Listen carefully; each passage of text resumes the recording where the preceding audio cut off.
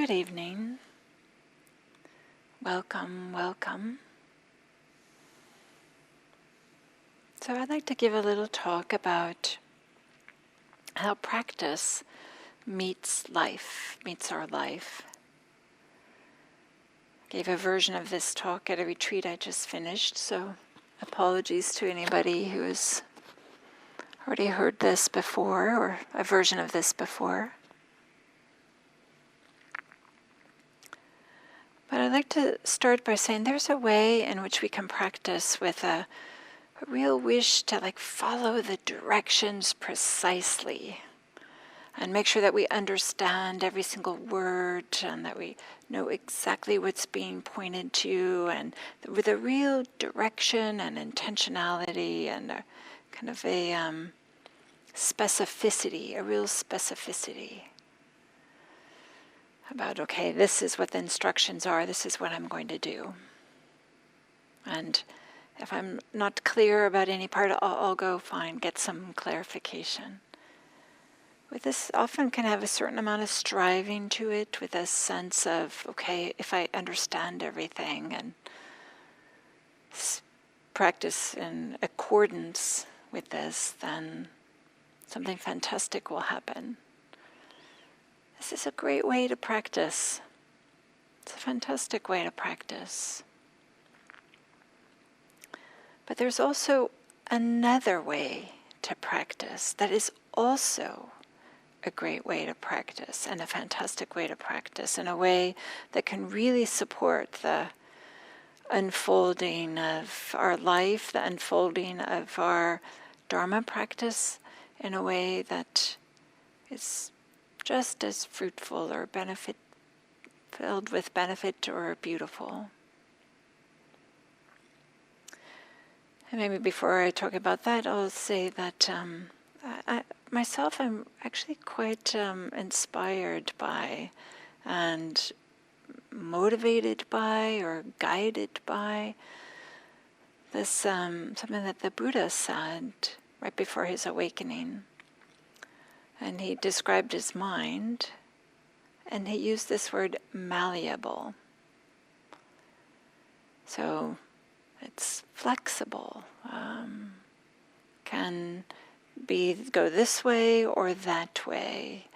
I think of malleable as the opposite of brittle, opposite of really stuck, and that things having to be one particular way, but instead with a feeling of what's bendable, can accommodate whatever is needed to be accommodated at that time, instead of a real grabbing onto and sticking to, well, the instructions are exactly this, I have to follow them.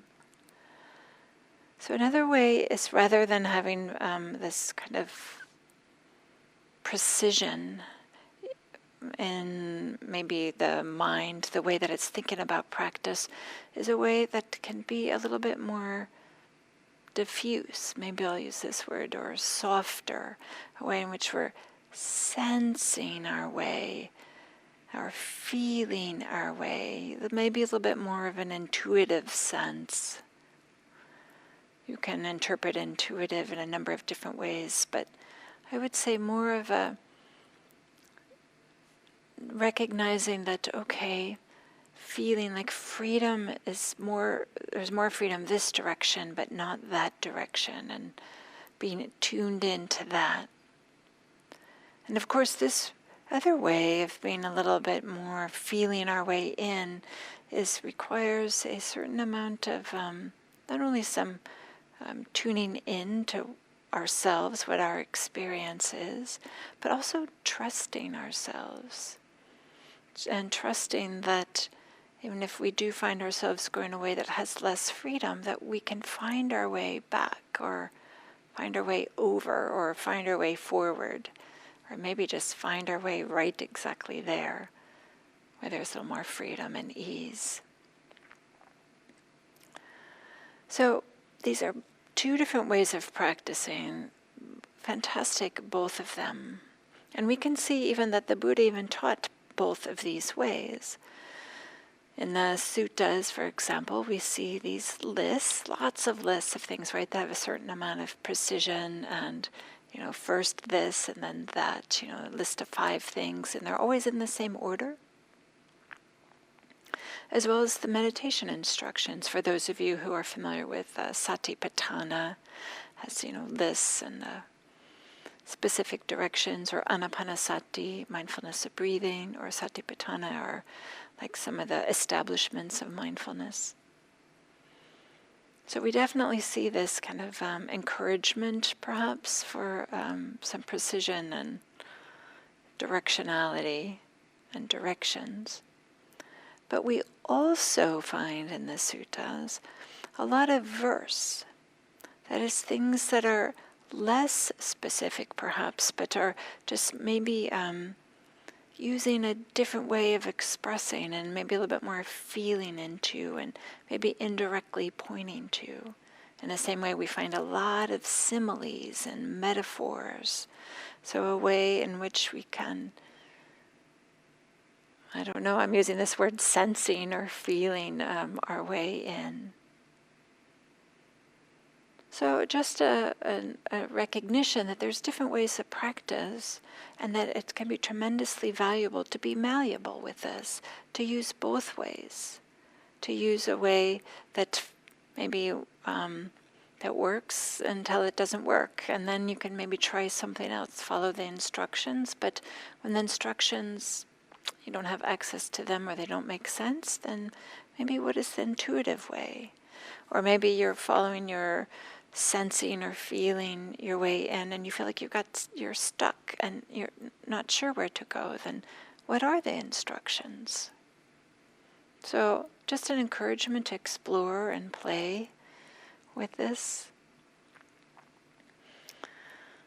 And then to build on this idea of different ways of approaching practice or being with practice is to point to the way in which poetry, as opposed to prose.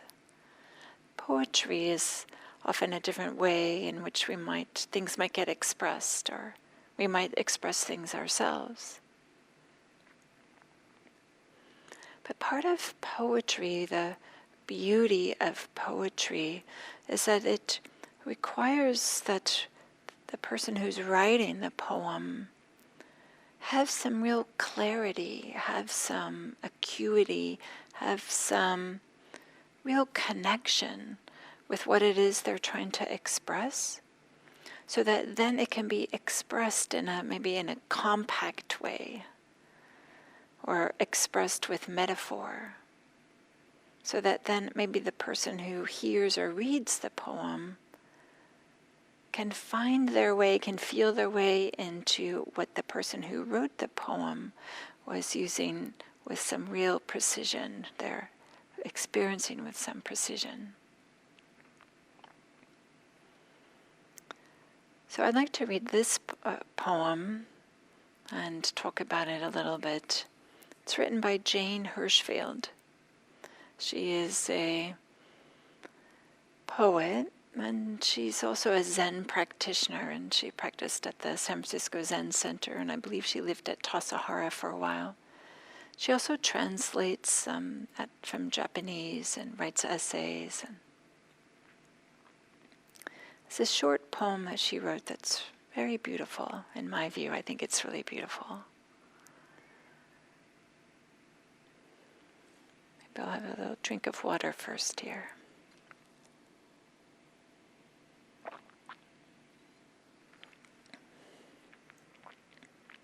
So the poem goes. It is foolish to let a young redwood grow next to a house. Even in this one lifetime, you will have to choose. That great calm being, this clutter of soup pots and books.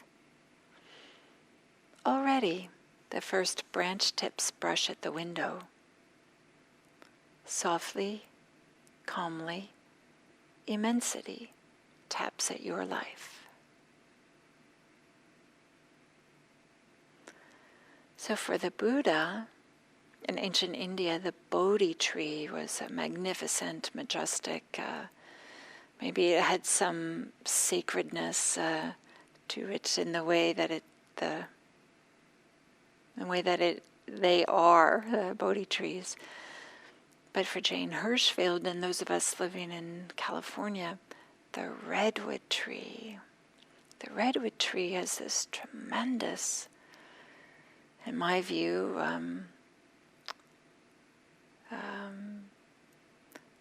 majesty, dignity.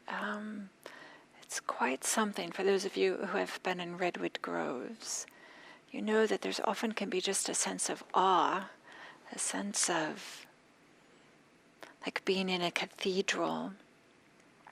Some of you know that redwood trees, that how they propagate is that young trees, the saplings, grow a certain distance from the parent tree.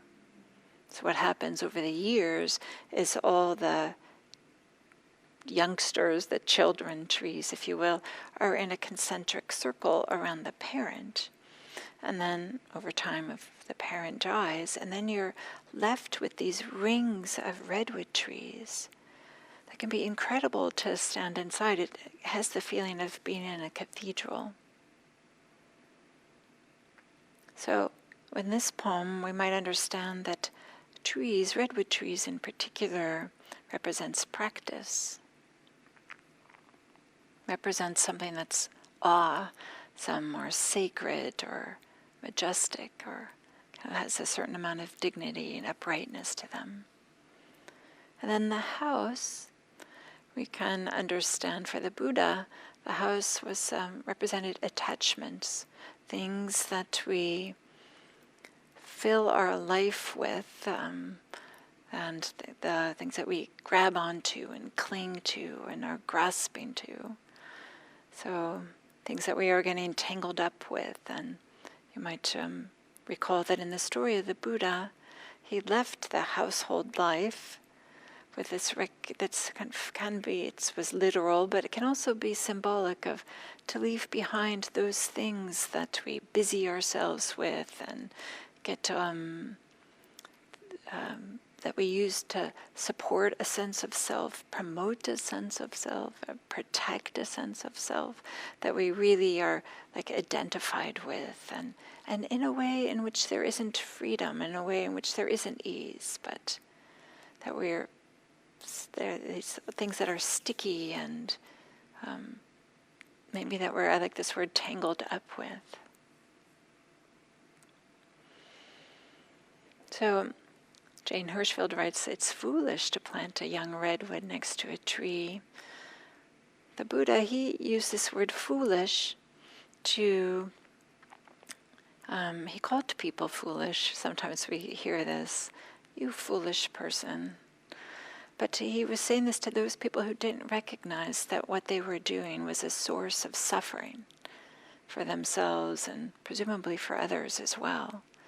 To be foolish, in the Buddha's words, is to not recognize that what you think is going to be a source of happiness is actually a source of suffering. And to become sensitive to that, with an encouragement to understand the difference between what are sources of lasting or a certain amount of happiness that's not just pleasure, and as opposed to what leads to suffering. So then Jane Hirschfeld writes, even in this one lifetime, you will have to choose. For those who have been here to the Insight Meditation Center in Redwood City, right, there's plenty of redwood trees here. That there's a redwood tree that's out in front of the building here. It's probably 8 feet in diameter. It's a big tree. Can you imagine what would have happened, right? Literally, if this tree were planted right next to this building and the tree just grew and grew, right? There would be big problems with this, this used to be a church before it was a meditation center.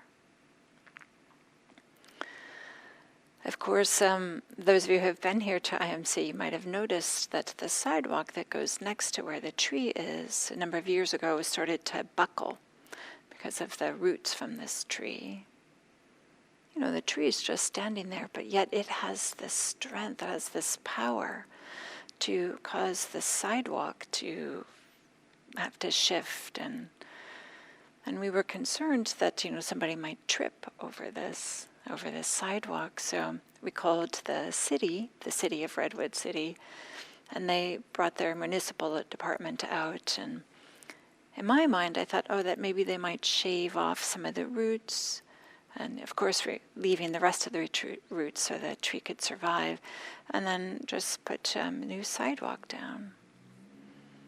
But no, they were pretty savvy to the way of redwood trees, and they rerouted the sidewalk around this tree, maybe 4 feet. They moved it around this tree.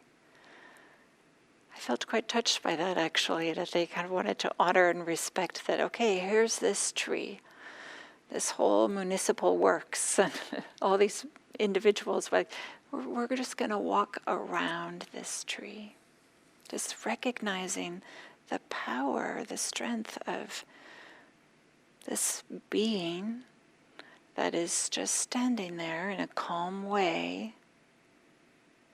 Practice that might just be there in a calm way, and yet there might be some movement underneath that we can't see with the roots that starts to shake things up and starts to cause things to shift and to dismantle.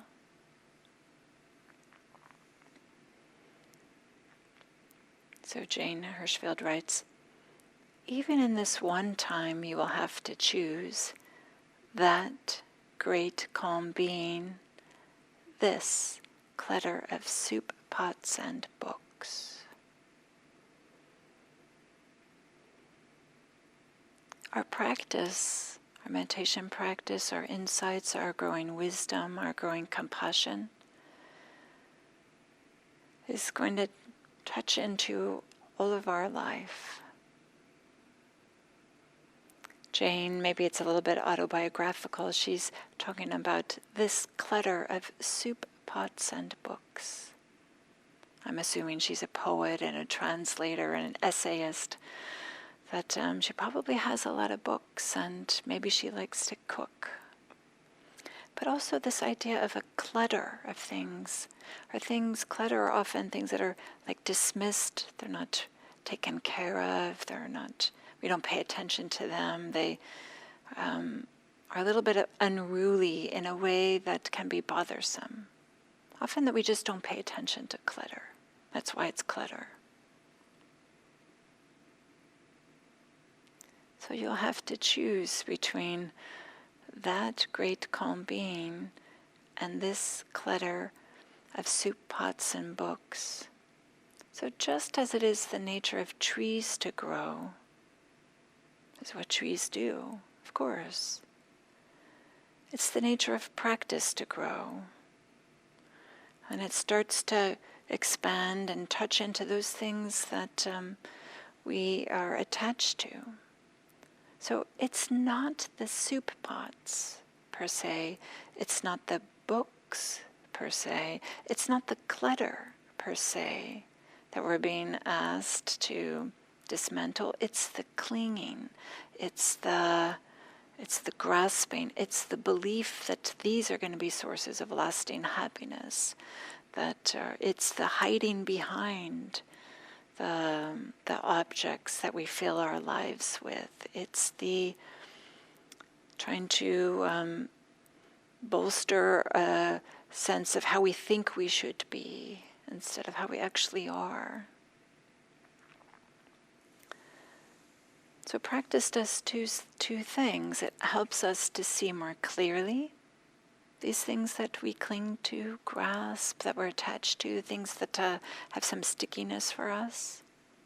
So practice helps us to either see clearly, or maybe we feel it. Maybe we feel the contraction that goes with clinging and grasping. But practice also helps us to gain the confidence or the wherewithal in which we can diminish or let go or stop or cease the clinging, the grasping, the attachments.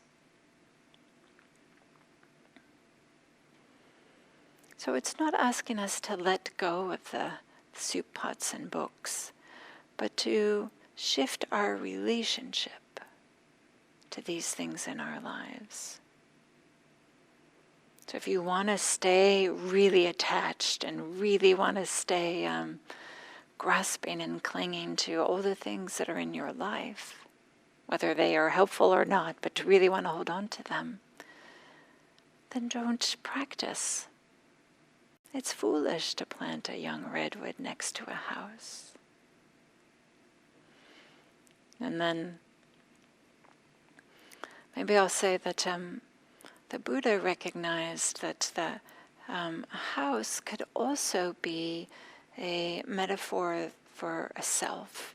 That is, the way that we think that we should be, the way that we want to project to the world, or the ideas that we have about ourselves, or any ideas that we have about a constant, enduring self, without recognizing that there isn't an inherent, constant self. And the Buddha is reported or attributed to the Buddha soon after his awakening has this verse, another little poem. This is in the Dhammapada, a collection of verses. So the Buddha says, "House builder, you are seen. You will not build a house again. All the rafters are broken, the ridgepole destroyed. The mind, gone to the unconstructed, has reached the end of craving."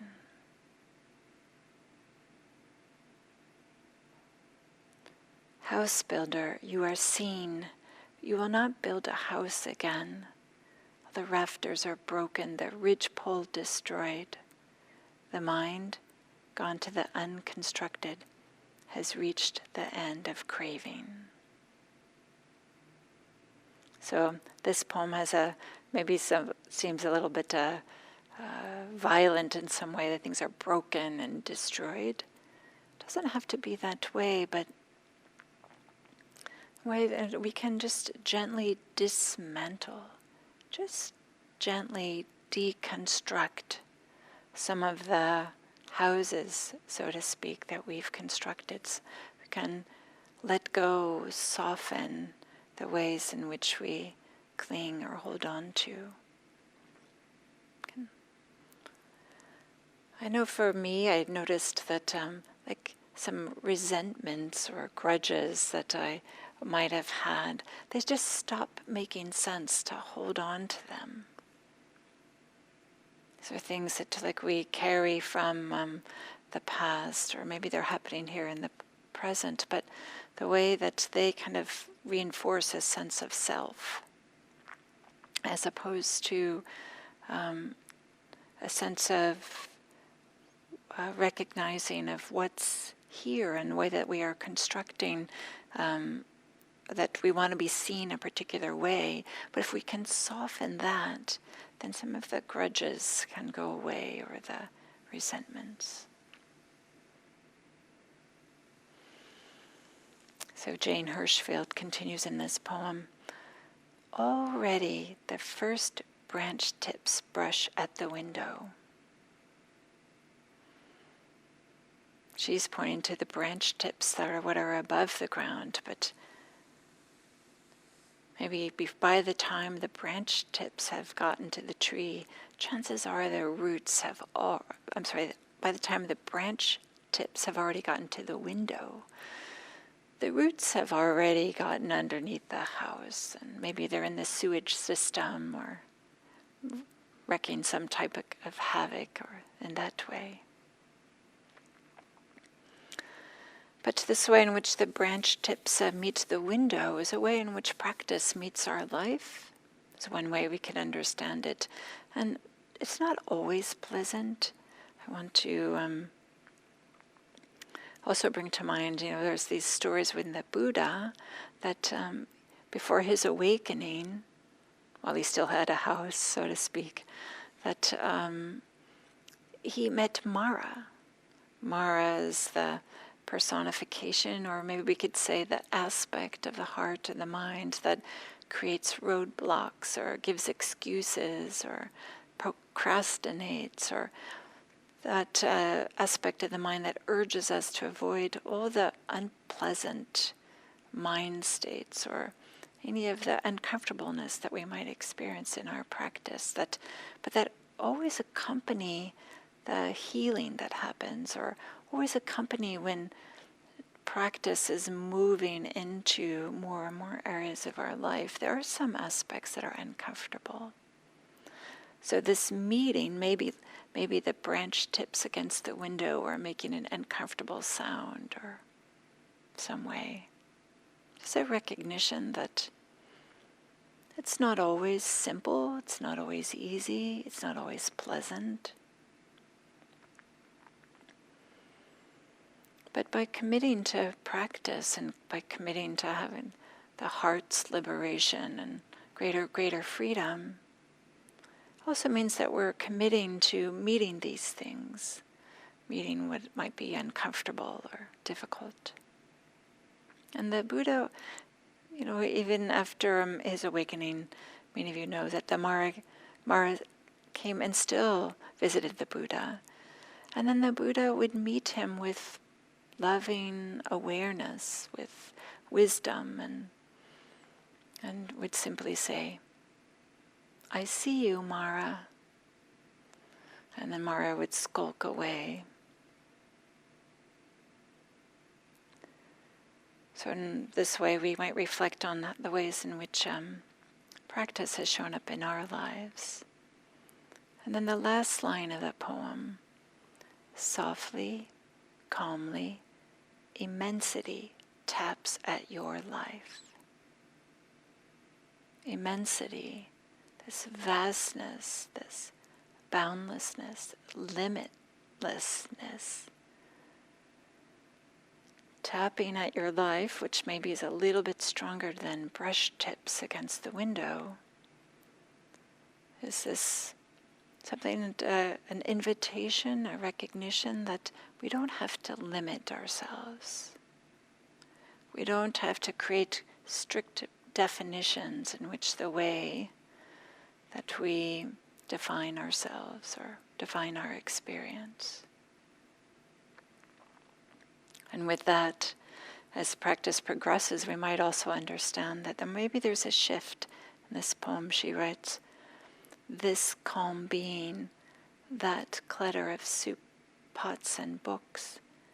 Maybe with practice the emphasis shifts.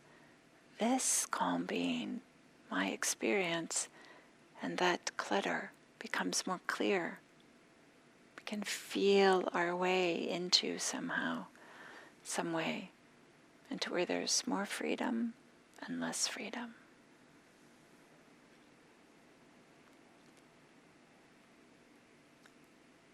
It is foolish to let a young redwood grow next to a house. Even in this one lifetime, you will have to choose. That great calm being, this clutter of soup, pots, and books. Already, the first branch tips brush at the window. Softly, calmly, immensity taps at your life. Thank you.